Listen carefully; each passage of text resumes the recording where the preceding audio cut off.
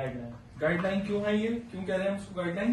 Auditing के तरीके बता रही है किस तरह करना है। Very good very good. देखिए एक बात याद रखिएगा, आज के दिन में बहुत सारी ऐसी बातें करूंगा मैं जो कि ऑडिटर्स रिलेटेड होंगी, और कल मैंने आपको डिस्क्लेमर दे दिया था कि हम ऑडिटिंग पॉइंट ऑफ व्यू से इन चीजों को देखेंगे।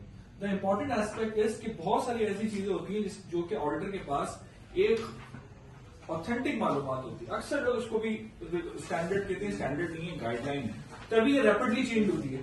ठीक है, इससे पहले 2013 में थी, अब 2018 का वर्जन है जो भी है। व्हाट इज नॉन कन्फर्मिटी, नूर साहब? जो हमारी रिक्वायरमेंट्स हैं अगर हम उन्हें फुलफिल कर रहे हैं तो नहीं कर रहे हैं तो नॉन कन्फर्मिटी। ठीक है, as an auditor how many layers we are evaluating? 3 layers. ठीक है जी, वही कौन कौन सी लेयर्स हैं वो? Legal requirement, very good, ISO standards, very good, company specific documentation of obligation. Perfect, related to the ISO standard. ठीक है जी, आगे चलते हैं। What is audit findings sir? Audit findings are major or minors. वो classification है, वो non conformity. Output of an auditor is audit finding. Audit finding जो भी हो, मैं आपको कोई डॉक्यूमेंट इम्प्रूवमेंट बिल्कुल ऐसी, जैसे कि as a managerial point of view से आपको बहुत सारे डॉक्यूमेंट्स आते होंगे, तो आप उसको अपने कमेंट्स लिखते होंगे। ठीक है, आप उसको अपना आउटपुट देते होंगे। यहाँ पर अब जब आप एज एन ऑडिटर बिहेव करेंगे तो आप कहेंगे मैं आउटपुट नहीं दे रहा, मैं अपनी फाइंडिंग्स दे रहा हूँ। Findings are provided based on technical knowledge related to standard, right? अच्छा, कितनी क्लासिफिकेशन है, चलिए बताएं आप। कॉन्फर्मेटरी है, नॉन कन्फर्मेटरी है, उसमें नॉन कन्फर्मेटरी में माइनर मेजर आ जाती है। माइनर मेजर में होती है जिसे अगर कहीं स्टैंडर्ड फुलफिल नहीं हो रहा, दैट्स अ मेजर। और माइनर आप उसे कह सकते हैं कि स्टार्ट हो, कुछ हो रहा है, स्टैंडर्ड को फॉलो हो रहा है, लेकिन उसे कहीं गैप आ गया है। परफेक्ट परफेक्ट, पार्शियल और नॉन पार्शियल। ठीक है जी, आगे चलते हैं। गाइडलाइन। गाइडलाइन क्यों है ये, क्यों कह रहे हैं उसको गाइडलाइन? ऑडिटिंग के तरीके बता रही है किस तरह करना है। Very good very good. देखिए एक बात याद रखिएगा, आज के दिन में बहुत सारी ऐसी बातें करूंगा मैं जो कि ऑडिटर्स रिलेटेड होंगी, और कल मैंने आपको डिस्क्लेमर दे दिया था कि हम ऑडिटिंग पॉइंट ऑफ व्यू से इन चीजों को देखेंगे। द इंपॉर्टेंट एस्पेक्ट इज कि बहुत सारी ऐसी चीजें होती हैं जो कि ऑडिटर के पास एक ऑथेंटिक मालूमात होती है। अक्सर लोग उसको भी स्टैंडर्ड कहते हैं, स्टैंडर्ड नहीं है, गाइडलाइन है, तभी ये रैपिडली चेंज होती है। ठीक है, इससे पहले 2013 में थी, अब 2018 का वर्जन है जो भी है। व्हाट इज नॉन कन्फर्मिटी, नूर साहब?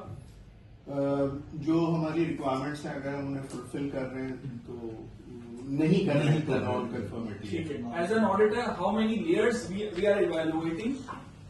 3 लेयर्स। ठीक है जी, वही कौन कौन सी लेयर्स हैं वो? Legal requirement, very good, ISO standards, very good, company specific documentation of obligation. Perfect, related to the ISO standard. ठीक है जी, आगे चलते हैं। What is audit findings sir? Audit findings are major or minors. वो classification है, वो non conformity. Output of an auditor is audit finding. Audit finding जो भी हो, मैं आपको कोई डॉक्यूमेंट इम्प्रूवमेंट बिल्कुल ऐसी, जैसे कि as a managerial point of view से आपको बहुत सारे डॉक्यूमेंट्स आते होंगे, तो आप उसको अपने कमेंट्स लिखते होंगे। ठीक है, आप उसको अपना आउटपुट देते होंगे। यहाँ पर अब जब आप एज एन ऑडिटर बिहेव करेंगे तो आप कहेंगे मैं आउटपुट नहीं दे रहा, मैं अपनी फाइंडिंग्स दे रहा हूँ। Findings are provided based on technical knowledge related to standard, right? अच्छा, कितनी क्लासिफिकेशन है, चलिए बताएं आप। कॉन्फर्मेटरी है, नॉन कन्फर्मेटरी है, उसमें नॉन कन्फर्मेटरी में माइनर मेजर आ जाती है। माइनर मेजर में होती है जिसे अगर कहीं स्टैंडर्ड फुलफिल नहीं हो रहा, दैट्स अ मेजर। और माइनर आप उसे कह सकते हैं कि स्टार्ट हो, कुछ हो रहा है, स्टैंडर्ड को फॉलो हो रहा है, लेकिन उसे कहीं गैप आ गया है। परफेक्ट परफेक्ट, पार्शियल और नॉन पार्शियल। ठीक है जी, आगे चलते हैं। अप्लाई करना 7 जरूरी है, व्हाई इट इज इम्पोर्टेंट? ताकि सर फेयर तरीके से सब कुछ प्रेजेंट किया जा सके, कोई बायसनेस ना हो और प्रोफेशनलिज्म में रहते हुए सब कुछ किया जा सके। बिल्कुल ऐसी हर प्रोफेशन के कुछ प्रोफेशनल एथिक्स हैं, प्रोफेशनल एट्रीब्यूट्स हैं। आप लॉयर के पास जाएंगे, उसके अपने एट्रीब्यूट्स हैं, आपसे बात करता है। आप डॉक्टर के पास जाएंगे, अपने, और वही एट्रीब्यूट्स उस प्रोफेशन को यूनिक बनाते हैं।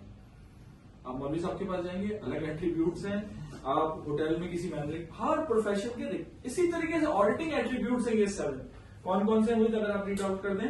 Integrity, fair presentation, team professional care, confidential रखने चीजों को, independence, evidence based approach and risk based approach. Perfect.